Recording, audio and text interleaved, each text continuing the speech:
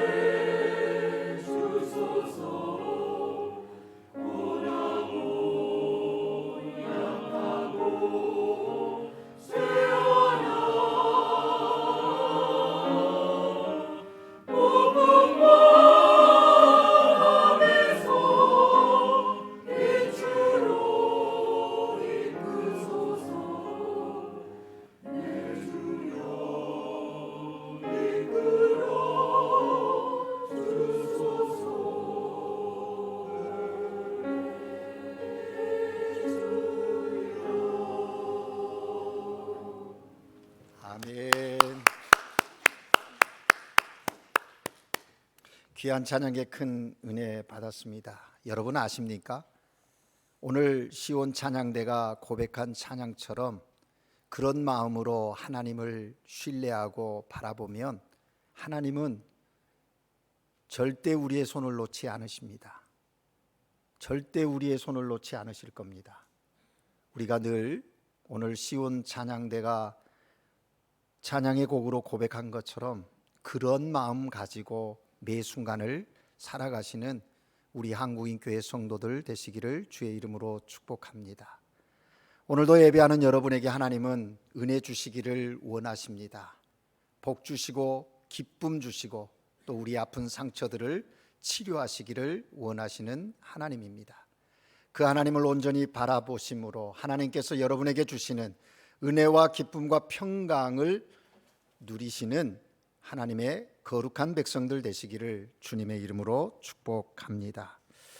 여러분, 우리는 지금 열왕기 상하를 계속 읽고 묵상하고 있습니다. 열왕기 상하가 한 권의 책인데 사실 그 열왕기 상하의 핵심적인 메시지는 내가 너희들의 왕이다 하는 것입니다. 사람이 세워서 다스리는 이스라엘의 역사들, 우리가 지금 보고 있는데 왕의 역사들을 보고 있잖아요. 그래서 어떤 왕은 하나님이 보시기에 선한 왕이고 어떤 왕은 하나님 보시기에 악한 왕입니다. 그런데 여지껏 우리가 보는 내용들의 이스라엘의 왕들은 악한 왕들이 더 많았음을 보게 됩니다. 누가 그렇게 악한 왕이다 선한 왕이다 평가하십니까? 하나님이 그렇게 하신다는 거예요. 하나님 보시기에 라고 하는 겁니다. 따라서 열왕기 상하를 통해서 우리에게 주시고자 하시는 메시지는 이스라엘 역사를 주관하시는 분은 하나님이시라는 겁니다. 이스라엘의 왕들이 이스라엘을 다스리는 것 같지만 그 다스림의 배후에는 하나님이 일하고 계신다라는 것을 강하게 메시지로 우리에게 주시는 겁니다. 다른 관점에서 보면 오늘 우리의 삶도 동일한 것이지요. 내가 무언가를 해서 이루어가는 삶 같지만 하나님이 나의 삶의 주인이 되셔서 계획하시고 섭리 가운데 이끌어 가신다는 거예요. 그것을 깨달아 아는 사람은 심령의 평안이 있습니다. 기쁨이 있습니다. 삶의 환경과 상황에 요동하지 아니합니다. 혹 흔들렸다 할지라도 빨리 제자리로 돌아오게 된다는 것이죠. 그래서 우리는 늘 하나님의 주권을 인정하며 삶을 사는 하나님의 자녀들인 것이죠. 여러분, 오늘 우리가 읽은 본문을 이해하려면 이 본문만을 가지고서는 왜 이런 일이 있는가 이해하기가 쉽지 않습니다. 그래서 이해하려면 앞장 바로 6장에서부터 진행되어지는 이야기이기 때문에 6장부터 살펴보아야 하는 것이죠. 북이스라엘의 수도 사마리아, 그곳에 지금 아람 이 군대가 진을 치게 된 거예요. 왜 공격해 왔는가? 아람이 이스라엘을 공격하려고 계획을 세우면 공격하러 가기도 전에 벌써 이스라엘이 다 아는 거예요. 이스라엘 왕이 그 사실을 알고 대비를 한다는 겁니다. 그래서 아람 왕이 이게 무슨 일인가? 우리 안에 누군가가 첩자가 있는 것 아닌가? 배반자가 있는 것 아닌가? 이런 생각을 가지고 신하에게 물은 거죠. 그랬더니 신하가 대답합니다. 아닙니다, 왕이요. 왕의 침실에서 있는 일까지도 이스라엘의 선지자 하나님의 사람 엘리사가 다 알아챕니다. 그래서 그가 왕에게 얘기해서 대비하기 때문입니다. 아람 왕이 화가 났습니다. 도대체 그 하나님의 사람 엘리사는 어디 사냐? 사마리아 도단성에 있다는 거예요. 아람 군대를 이끌고 그곳을 가서 에워쌉니다. 여러분 읽어서 알고 계시죠?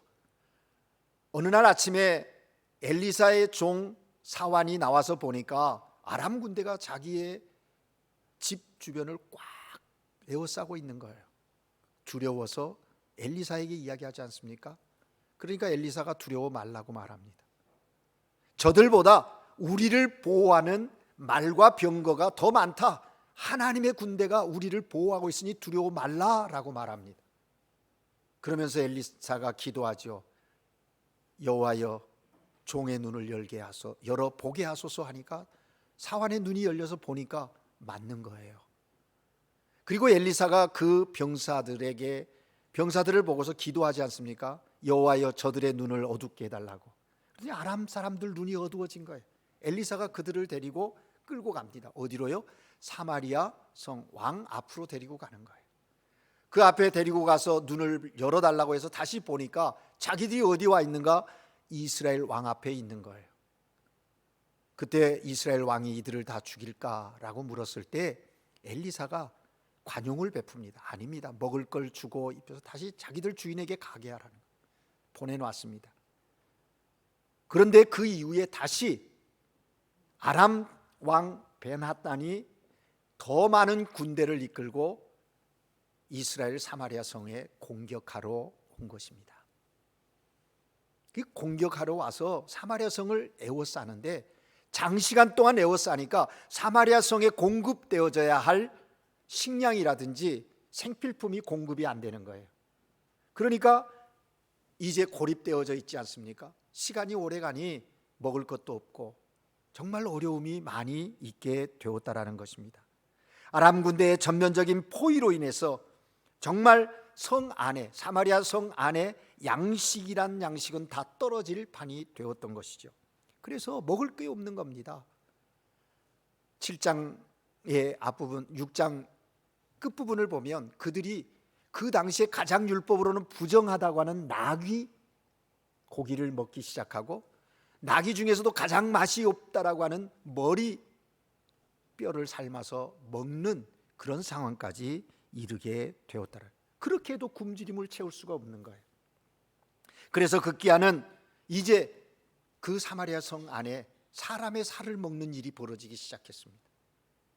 하루는 왕이 민정시찰을 나가는데 한 여인이 왕에게 호소합니다. 왕이여, 지금 이런 일이 있다는 거예요. 무슨 일이냐 물으니, 두 엄마가 서로 이야기를 해서 오늘은 내 아들을 삶아서 먹고 다음 날은 당신의 아들을 삶아 먹기로 했는데 내 아들은 삶아 먹었는데 이제 다른 여인이 그렇게 해주지 않는다는 거예요.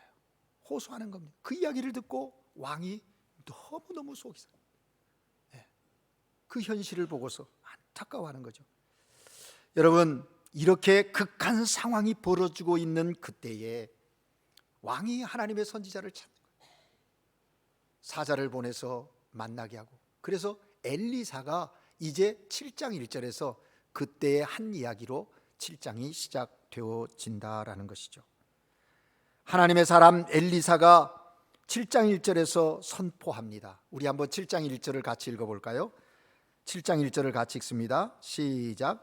엘리사가 이르되 여호와의 말씀을 들을지어다. 여호와께서 이르시되 내일 이맘때에 사마리아 성문에서 고운 밀가루 한 스아를 한 세겔로 매매하고 보리 두 스아를 한 세겔로 매매하리라 하셨느니라. 아멘.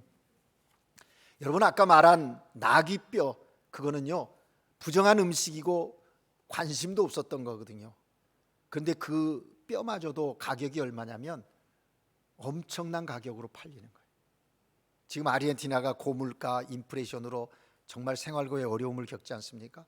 터무니없는, 그 당시에 건강한 사람 하루 노동값이 한 세겔이라고 하면 이 나귀뼈 그거 하나 사는데 80세겔을 주고 사야 된다는, 이 말이 됩니까? 안 되는 얘기잖아요. 그런 극한 상황인데 엘리야, 하나님의 사람 엘리사가 이렇게 이야기하는 거예요. 내일 이맘때에 사마리아 성문에 고운 밀가루 한 스알과 또 보리 두 스아로 한 세겔로 매매하게 될 것이다. 무슨 얘기냐면요, 내일 이맘때 마음 놓고 싼 가격으로 양식을 구하게 될 것이다. 먹을 것을 줍게 될 것이다. 그 이야기를 한 거예요. 여러분, 양식이 없어 절망 가운데 있던 사람들에게 이 엘리사의 외친 이 메시지 복음 아닙니까? 정말 기쁜 소식 아닐까요? 그 사마리아 성에 있는 사람들이 정말 기뻐서 이 메시지를 들을 때 얼마나 좋았겠습니까? 그런데요, 다 그런 게 아니에요. 오늘 본문에 보면 이러한 메시지에도 불구하고 그 왕의 총애를 받은 한 장관이 하나님의 사람 엘리사에게 이렇게 반응을 보이는 거예요. 그게 2절입니다. 여호와께서 하늘의 창을 여신들 어찌 이런 일이 있겠느냐? 너 무슨 소리 하느냐? 도대체 하나님의 사람이 진실을 이야기하느냐? 어떻게 그게 가능하냐라고 반응을 보이는 것입니다. 어떤 면에서 보면 이 장관은 나라의 경제 형편 또 그 나라의 식량의 그 사정들을 어느 누구보다도 더 정확하게 잘 아는 사람일 것입니다. 국가의 경제 현실을 잘 분석하고 있는, 나름 똑똑하게 계산한 정확한 데이터를 가지고 있는 사람인지도 모릅니다. 현실 파악하는 데는 탁월함이 있었던 것이죠. 그런데 그 사람에게 한 가지 부족한 것이 있습니다. 그건 뭡니까? 그 생각 속에, 그 계산 속에 뭐가 빠져 있는 거예요?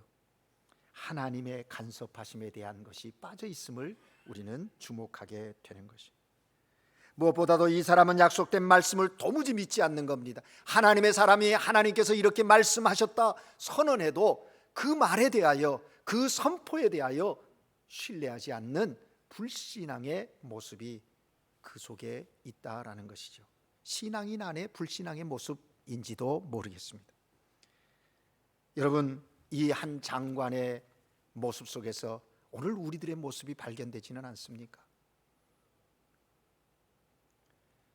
오늘 많은 사람들이 현실을 정확하게 진단하고 그 안타까운 환경에 대해서 탄식하고 비판하고 고발하기를 좋아합니다. 이것이 문제고 이것이 원인이라고, 이 어려운 문제를 해결하기 위해서는 이러한 길로 나가야 된다고 방향까지도 제시를 합니다. 오늘 우리 아르헨티나 상황이 그렇지 않습니까? 정치, 경제, 사회 어느 것 하나 정말 염려스럽지 않은 부분이 없다고 생각하지요. 그러할 때 우리는 어떻게 해야 합니까?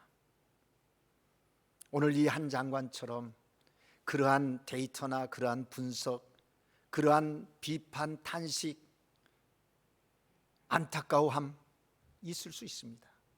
그런데 거기에 우리는 믿음의 사람으로서 빠지지 않고 봐야 할 안목이 있다는 것이죠. 하나님의 관점에서 볼 수 있어야 한다는 것. 신앙적인 안목을 가지고 믿음을 가지고 봐야 된다는 거죠. 이 한 장관의 이야기를 들어보면 그는 낙심하고 있는 것 같습니다. 절망하고 있는 것 같습니다. 여러분, 우리는 하나님을 믿습니다. 그런 하나님의 역사를 믿지 않는 경우가 참 많아요. 그런 모습이 있어요. 성경에 나와 있는 만나와 메추라기로 이스라엘 백성들을 먹였다, 놀라운 일이다 알고는 있습니다. 하나님이 홍해를 가르셨다, 여리고성을 무너뜨렸다, 하나님은 전능하신 하나님이다. 그런데 거기까지 잘 알아요. 그건 역사에 그런 일이 있었던 하나님이고 내 삶과는 별개인 것으로 생각하는 거예요. 그 하나님이 그 행하셨던 그 역사들을 오늘 나에게 이루실 것이라고 하는 믿음이 우리에게 없다라는 것입니다. 여기에 문제가 있는 거죠. 여러분, 이 장관에게 대답하는 엘리사의 대답을 주목해 보십시오.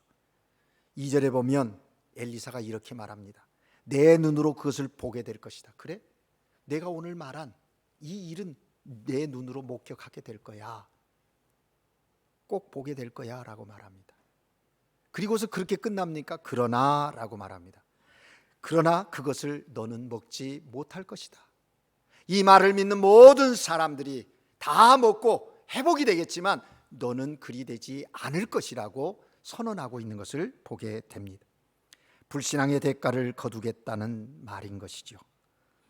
여러분, 사건을 좀 뛰어넘어 보면 이 7장 후반부에 가보면 17절에 보면 이 사람이 결국 어떻게 되었는지 그 결국을 이야기하고 있는 거예요.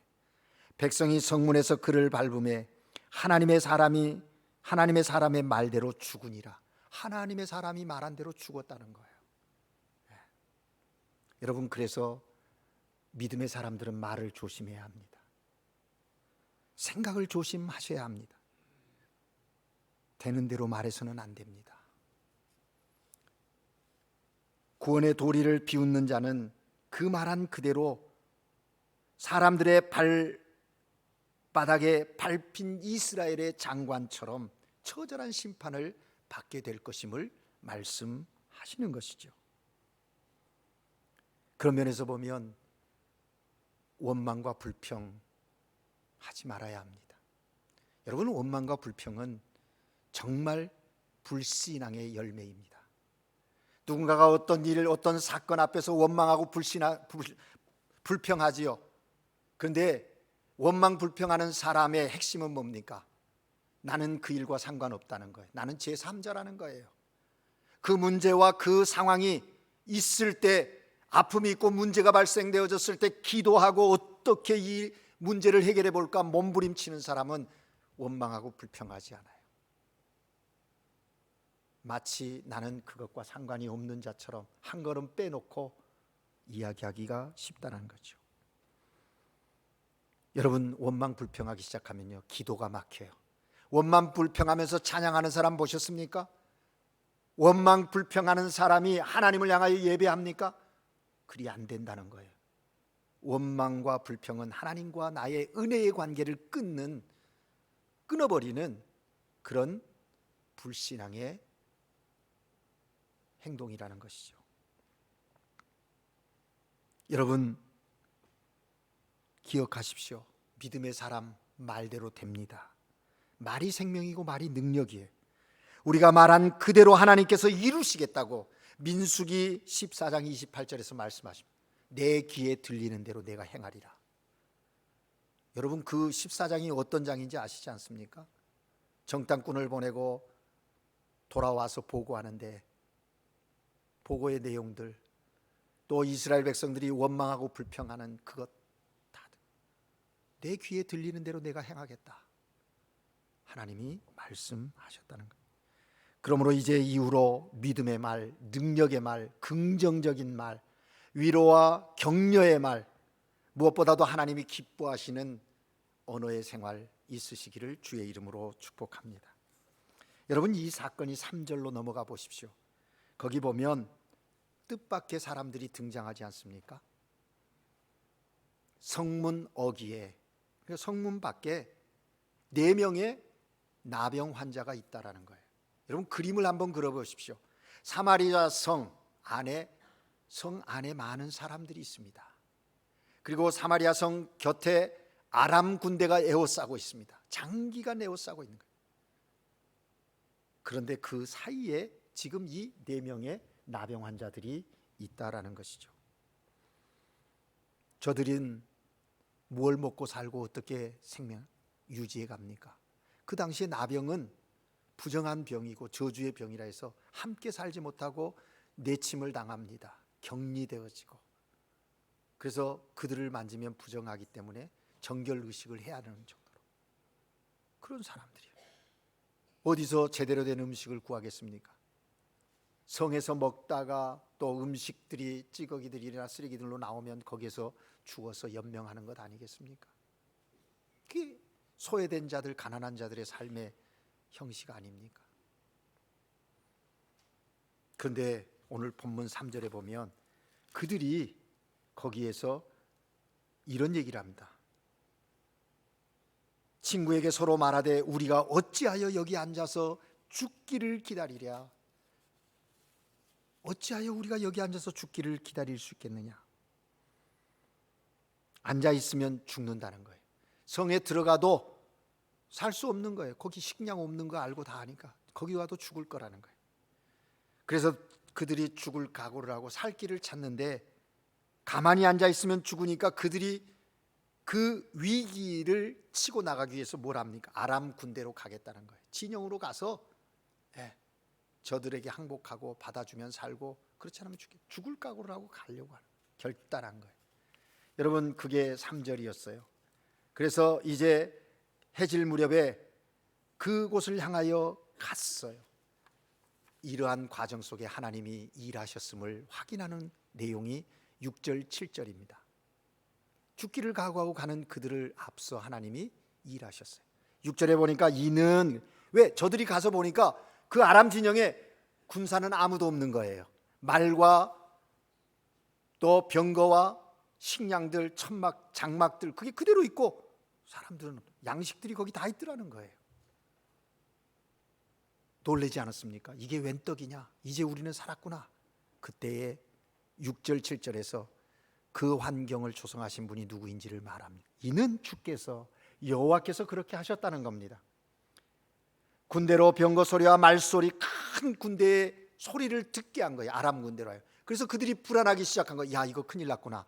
오랫동안 사마리아 성을 에워싸고 있는데 저 사마리아 이스라엘이 주변 강대국과 동맹을 맺어서 이제 우리를 역으로 공격하려고 하는구나. 불안하고 두려우니까 있는 거 모든 거 다 놓고 몸만 가지고 떠나가게 되었다라는 것입니다. 여러분 그렇습니다. 하나님의 일이 거기서부터 시작되었다라는 거예요.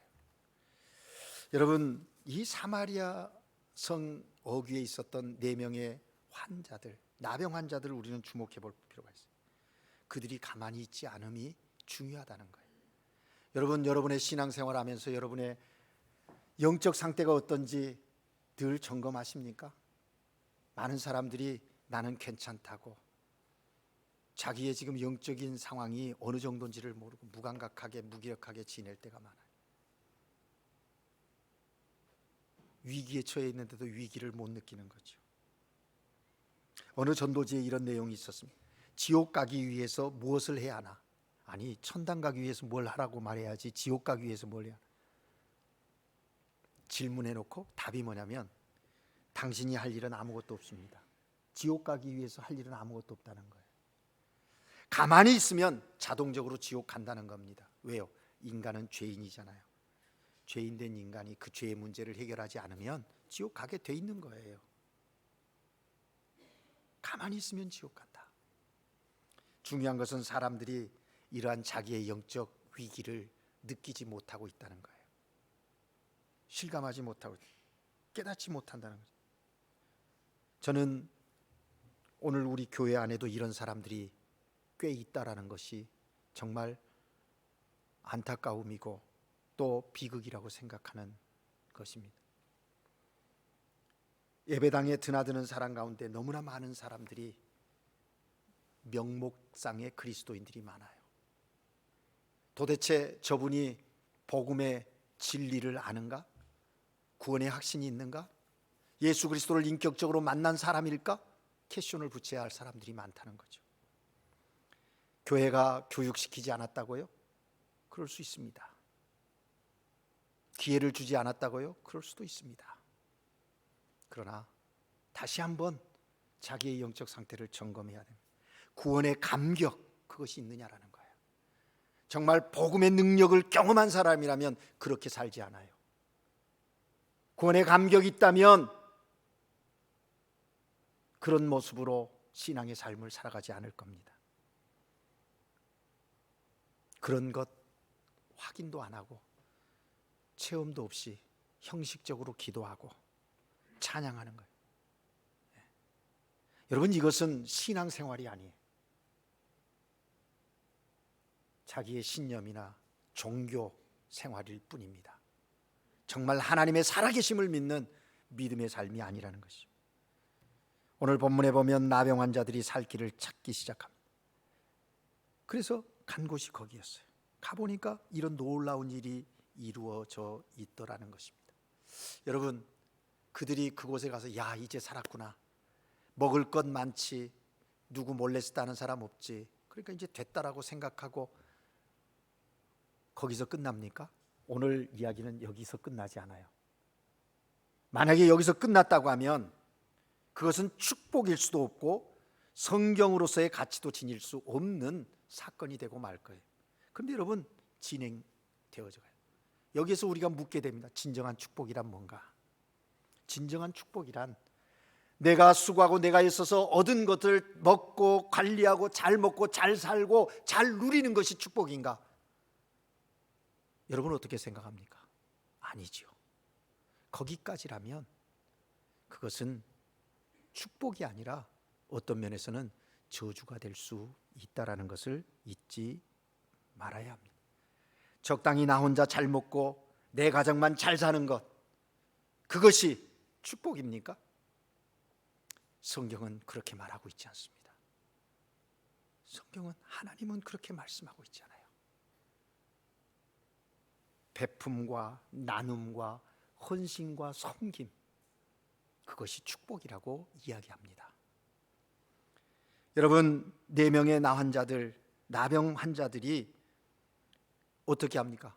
거기서 먹고 마시면서 행복해했죠. 때로는 감추기도, 은을 감추고 금도 감춰요. 거기서 끝났습니까? 오늘 본문을 주목해 보십시오. 그들이 그렇게 하다가 불현듯 가슴에 깨달음이 있는 거예요. 아니지, 이게 아닌데 라는 느꼈다라는.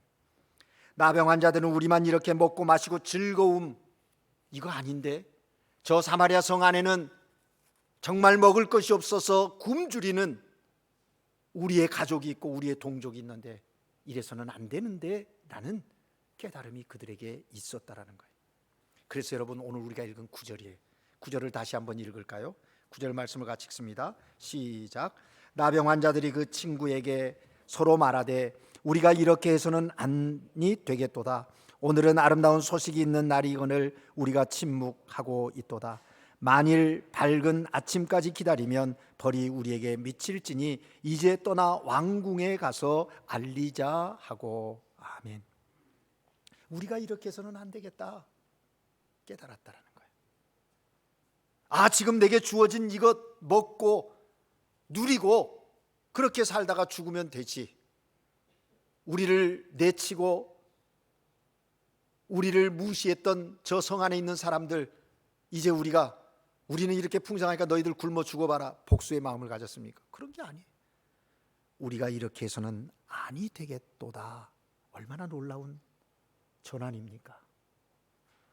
오늘 아름다운 소식이 있는 날이거늘 우리는 침묵하고 있도다. 깨달음이 있는 거예요. No estamos haciendo bien. Hoy es día de buena nueva nosotros. 깔마하고 있다라는 거예요. 그걸 깨달은 거예요. 아, 이래서는 안 되는데. 그리고 그 다음에 이어지는 거 보십시오. 이 깨달음을 지금은 밤이 늦었으니까 날이 새면 그때 가서 알리면 되겠지. 아니에요. 이 사람들 절박함이 있습니다. 긴급함이 있습니다. 가야 된다는 거예요. 여러분, 여러분의 마음은 어떻습니까? 여러분의 마음은 어떻습니까? 우리는 이 오늘 본문의 4명의 나병 환자들의 이야기를 보면서 그들의 고백을 들으면서 우리는 도전받아야 합니다. 우리 스스로에게 인생에 대한 아주 중요한 질문을 던져보아야 합니다. 그게 뭡니까? 하나님께서 나에게 주신 이 축복의 의미는 무엇일까? 하나님께서 나에게 준 건강, 시간, 재물, 가정, 일할 수 있는 일터, 이 모든 것들은 무슨 의미로 나에게 주어진 것일까? 질문해야 합니다. 우리가 이렇게 해서 되겠는가? 반성해야죠. 되겠습니까? 침묵하고 있어도 좋은 시대입니까? 내가 하나님 앞에 구원받았다는 의미가 무엇입니까? 그 구원의 감격과 그 은혜, 복음의 그 능력을 체험하고 계십니까? 그렇다면 그것을 어떻게 해야 합니까? 오늘 이 나병 환자처럼, 그들처럼 가서 전해야 하지 않겠습니까? 전하지 않고 침묵하는 것이 옳지 않음을 깨달아야 한다라는 것이죠. 여러분을 이 세상에 잘 먹고 잘 살고 무엇이든 잘 누리게 하려고 하나님이 생명 부여해 주신 걸까요? 아름다운 소식이 있는 날 우리가 침묵해도 좋을까요? 우리는 한번 생각해 보아야 합니다. 이 땅에 교회가 존재하는 중요한 이유가 무엇입니까? 그 이유는 복음을 전하라는 거거든요. 복된 소식, 아름다운 소식을 전하라는 거거든요. 그 사명을 하고 있습니까? 영적으로 굶주려 있는 사람들, 그래서 방황하고 헤매이고 삶의 목표를 잃어버리고 삶의 의미를 찾지 못하고 방황하는 사람들, 그들을 향해서 침묵하지 말고 외쳐야 하는 사명이 오늘 우리에게 있는 것 아닐까요? 영적인 굶주림에 있는 사람들에게 양식을 공급해야 돼. 어떤 양식? 떡을 줘야죠. 예수님은 말씀하십니다. 내가 생명의 떡이다. 예수님께서 말씀하셨습니다. 나는 생명의 떡이다. 내게 오는 자는 결코 줄이지 아니하다. 생명의 떡. 예수님께서 내가 길이라고 말씀하셨습니다. 인생의 참된 길이 뭔지를 우리는 알았다면, 경험했다면 오늘 이 4명의 나병 환자들처럼 그렇게 해야 되지 않을까요? 여러분, 우리 주변에 얼마나 많은 사람들이 목말라하고 있습니까? 영적으로 굶주려 죽어가는 사람들이 얼마나 많습니까? 그런데 나는 생명의 떡을 가지고 있는데 그 생명의 떡 나눌 생각이 없다. 그것이 죄입니다. 우리는 죄에 그러면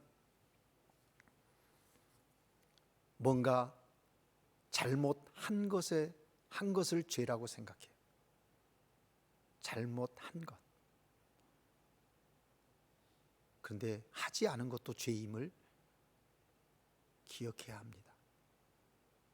하지 않은 것, 하라고 한 걸 하지 않은 것도 죄예요.